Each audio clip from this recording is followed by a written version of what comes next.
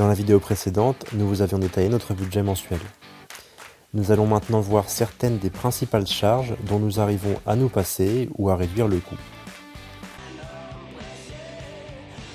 Vous possédez peut-être l'un des 40 millions de véhicules en France, et vous avez donc sans doute pu remarquer qu'avoir une voiture, c'est souvent un gouffre financier.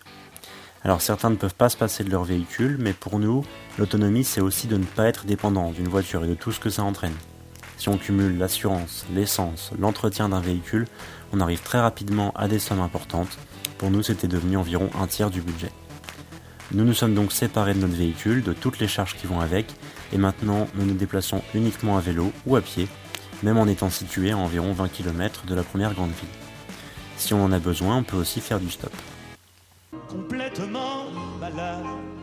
Nous pensons que notre démarche n'aurait pas de sens si on reniait le système tout en continuant d'utiliser certains de ses aspects. C'est pourquoi nous avons décidé de nous passer de mutuelle. Nous n'allons d'ailleurs jamais chez le médecin et n'utilisons aucun médicament. Notre mode de vie permet à notre corps de devenir plus résistant et nous ne tombons quasiment jamais malades. Si nous avons un problème, nous utilisons des plantes et de la patience pour nous soigner.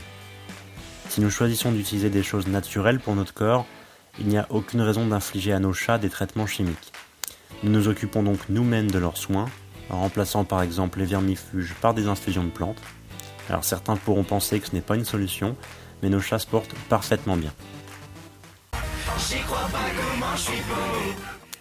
Acheter des vêtements neufs revient à alimenter un marché néfaste pour la planète et pour l'homme. On ne s'en rend pas forcément compte, mais le marché de la mode est l'un des plus gros pollueurs au monde. Le coton bio, les vêtements 100% français ne sont pas une meilleure solution. Il existe plusieurs moyens de ne pas acheter de vêtements neufs. Les magasins gratuits, comme leur nom l'indique, sont des magasins où il n'y a aucun échange d'argent. Vous pouvez amener les vêtements que vous ne portez plus, ou au contraire aller récupérer ceux que les gens ont déjà apportés. Cherchez des magasins gratuits autour de vous, il y en a un peu partout. À savoir que certains magasins proposent aussi d'autres choses que des vêtements, comme de la vaisselle, des jouets.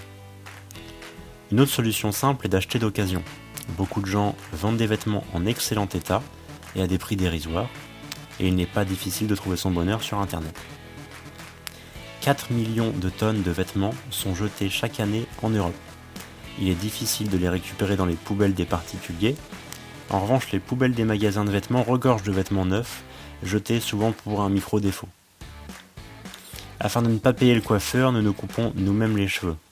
Une paire de ciseaux à couper les cheveux ainsi qu'une paire pour désépaissir vous coûtera moins cher qu'un rendez-vous chez le coiffeur. Nous n'utilisons aucun produit cosmétique, que ce soit gel douche, shampoing, maquillage, etc. Le corps n'a pas besoin de tous ces produits. Et d'ailleurs, la plupart de ce qui se vend est mauvais pour la peau ou pour les cheveux. Depuis près d'1 an, nous nous lavons moins souvent, à l'eau claire, la plupart du temps froide, et nous n'avons jamais été aussi propres. Nous n'achetons pas non plus de produits d'entretien pour la maison. Nous utilisons du lierre pour la lessive ainsi que pour la vaisselle et tout le ménage de la maison. La lessive au lierre est très simple à faire, elle coûte 0€. On n'a rien inventé, vous trouverez très facilement la recette sur internet. Vous pouvez également préparer une lessive à base de cendre, c'est une solution idéale si vous possédez une cheminée ou un poêle à bois par exemple. Vous pouvez aussi vous servir de cette cendre comme savon. Également, nous recyclons l'eau de cuisson des pâtes. Elle contient de l'amidon, ça fait un excellent produit vaisselle, d'autant plus si vous l'utilisez encore chaude. Vous pouvez également recycler l'eau des patates par exemple ou toute autre source d'amidon. Parce que c'est notre projet! Dans la vidéo précédente, nous vous avions parlé des taxes d'habitation et de l'assurance maison, sans pour autant parler des taxes de gestion des déchets. Alors ce n'est pas un oubli, c'est juste qu'on ne paye pas cette taxe pour la simple raison qu'on ne produit quasi pas de déchets. Et donc nous n'avons pas de poubelle de la ville.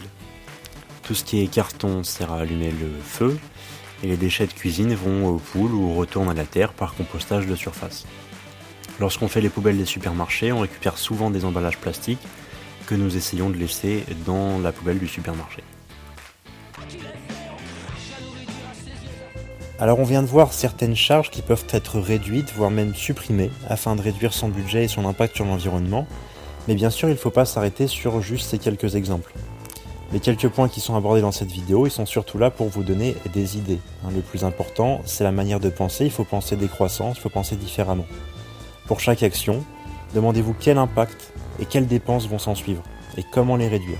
Réutilisez tout ce que vous pouvez. Et pensez-y même dans des situations que vous auriez trouvées improbables.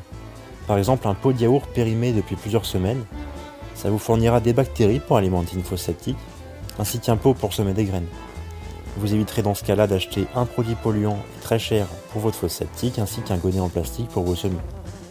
Rappelez-vous qu'il n'y a pas de geste trop léger pour être utile. Comme dirait David Holmgren, il faut penser globalement mais agir localement. L'un des principes de la permaculture, c'est d'utiliser des solutions lentes et à petite échelle.